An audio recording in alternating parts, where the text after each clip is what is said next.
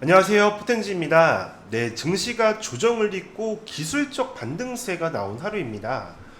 이번 주는 추석 연휴로 인해 시장이 이 거래일만 열리게 되는데요. 오늘 시장이 보여준 흐름과 함께 향후 어떤 마음가짐으로 시장을 바라봐야 할지 살펴보는 시간 갖도록 하겠습니다. 먼저 지난주 금요일까지가 추석 전 현금을 마련할 수 있는 시장이었습니다. 주식에 있던 자금을 현금으로 출금하기까지는 매도일 포함해서 3거래일이 소요되기 때문에 추석 전에 현금화하려는 심리는 금요일부로 좀 어느 정도 마무리가 됐고, 이제는 매도하려는 심리보다는 남을 사람들만 남았으니 매수하려는 심리가 더더욱 작용할 수 있다는 게 현재 시장의 유력한 기술적 반등론입니다. 하지만 그러기에는 미국 증시의 반등폭도 좀 상당했고, 오늘 아시아 증시 전반적 흐름도 좀 굉장히 좋았는데요. 최근 다른 증시보다 우리 증시에 과대낙폭이 있었던 만큼 어느 정도 좀 반등 프리미엄은 있었지만, 공포의 9월은 지나가고 미국 대선 전 랠리가 펼쳐질 것이다, 또는 새로운 미국 부양책이 나올 것이다, 또는 기술주들이 조정을 끝내고 상승폭을 확대하기 시작했다 라는 어느 정도의 좀 반등 요인들도 작용을 했던 것으로 판단이 됩니다.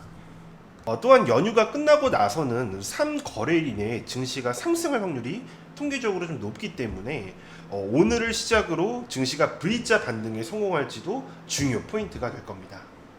그럼 연휴가 끝나고 나서 과연 어떤 종목들이 집중을 받을 수 있을까에 대해서도 좀 알아봐야 할 텐데, 먼저 이제는 숫자가 증명되는 3분기 실적주들에 집중을 해야 합니다. 먼저 지난 조정의 이유는 기술주들의 밸류 의심이었습니다. 전기차가 아무리 좋아도 코로나 때문에 아무리 언택트 가속화라고 해도 이 정도 상승은 너무 과한 거 아니야? 라는 의구심이 조금씩 피어나는 시점에서 차익 실현 물량들이 나오고, 이제 상승할 종목을 찾기 어려운 증시가 조정장을 좀 만들었기 때문에 이제는 바닥을 딛고 일어나는 시점에서는 3분기 실적으로 증명을 좀 해야 하는 시기인 겁니다. 실적 관련주들은 사실 너무나도 좀 많지만, 대표적으로 언택트가 실적을 증명하는지, 그리고 5G 기업들의 적자가 흑자로 바뀌는지, 그리고 2차전지 테마들이 주가 상승만큼 실적이 따라가는지, 그리고 진단키트는 여전한지 등등 집중을 좀 해볼 필요가 있습니다. 이 중에는 전망을 보고 비중을 축소해야 하는 전략이 생길 수도 있고, 반대로 이제 시작에 불과하니 더 담아야 하는 종목이 생길 수도 있습니다. 이러한 흐름들은 이제 추석 이후에는 더욱 빠르게 전개될 것으로 보입니다. 두 번째로는 미국 대선에 관한 미중 분쟁 테마 또한 유심히 좀 봐야 하는데요.